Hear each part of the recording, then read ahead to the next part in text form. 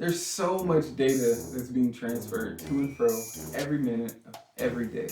Data that you may not have thought of. Way more than your phone's data plan or your home internet. I'm talking your car, your credit card, grandpa's pacemaker, your dog.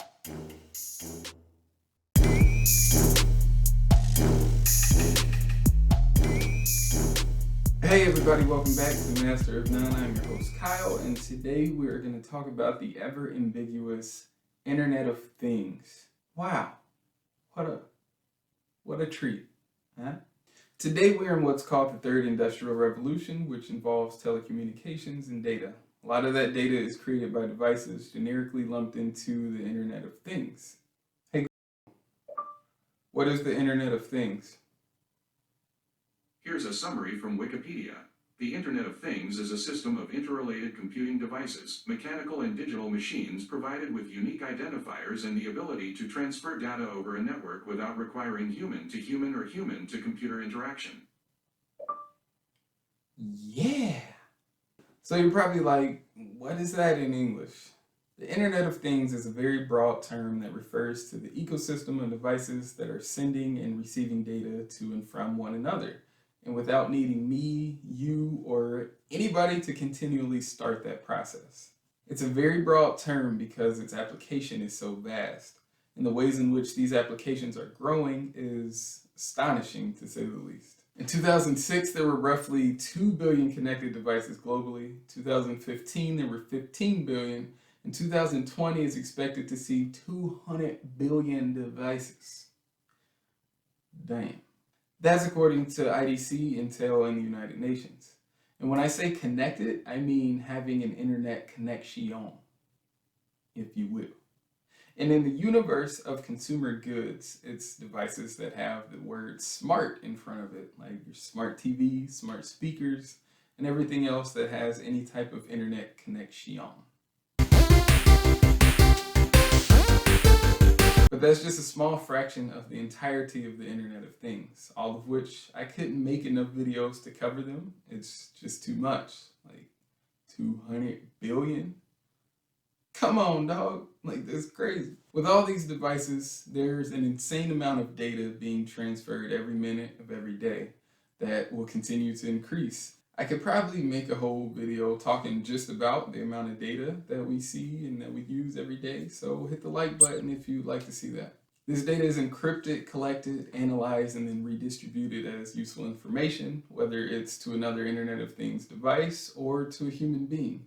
Primitive adaptations of this tech was introduced as early as the 1970s with ATMs, the 1980s with the Coke machine.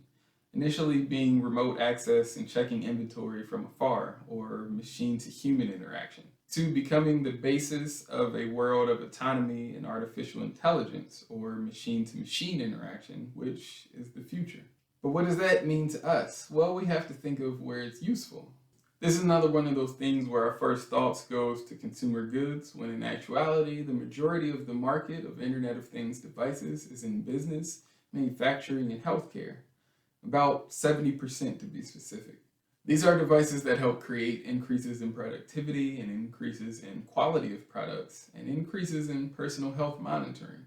A few examples of this would be a torque wrench for fastening an oil pan to an engine block that sends torque data to a reporting system that engineers can later access and know with detail what torque values are associated with a specific engine, increasing quality control and assurance. Or on a production line where supervisors can see cycle time analytics in real time and know where the bottlenecks are to better equip them to increase the throughput of their team.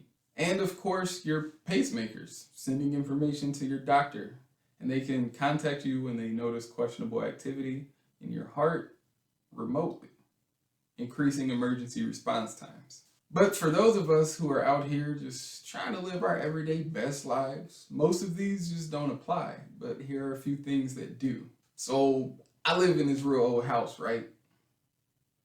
And unfortunately, I don't have central air, so in the summer, we use window units to keep cool. And if you have a window unit air conditioner, then you know onboard thermostats suck at best. It's either on all day or it goes off too soon. But what doesn't suck is the temperature sensor on my Nest thermostat.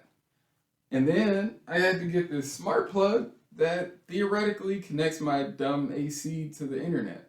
But then the next problem is that all these companies have their own encryptions and data analytics, like I said before, and they don't communicate with one another. So to counteract that, I have to use an app called If This Then That, which bridges the gap between different Internet of Things devices. So I can have my AC automatically shut off once the thermostat drops below a certain temperature, and then automatically come on once it raises above a certain temperature.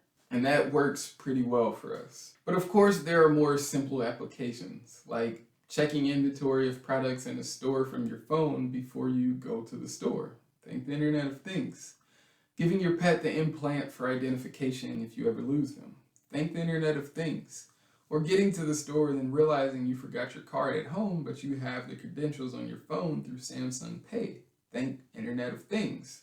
And again, the Internet of Things is very vast, so I couldn't begin to explain all applications to you, and I don't plan to. This is just a taste to open your eyes to the world that's happening around you. From reports of soil contents being sent to farmers, to space exploration, to exploring marine biology, security, baby monitoring before and after coming out the womb, to hitting the like button and making purchases, and as simple as waking up in the morning.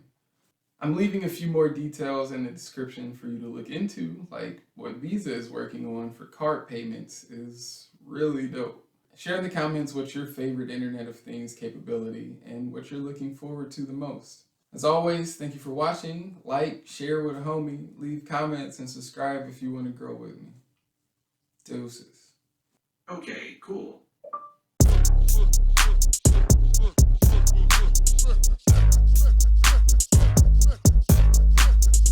Is the elephant heavy?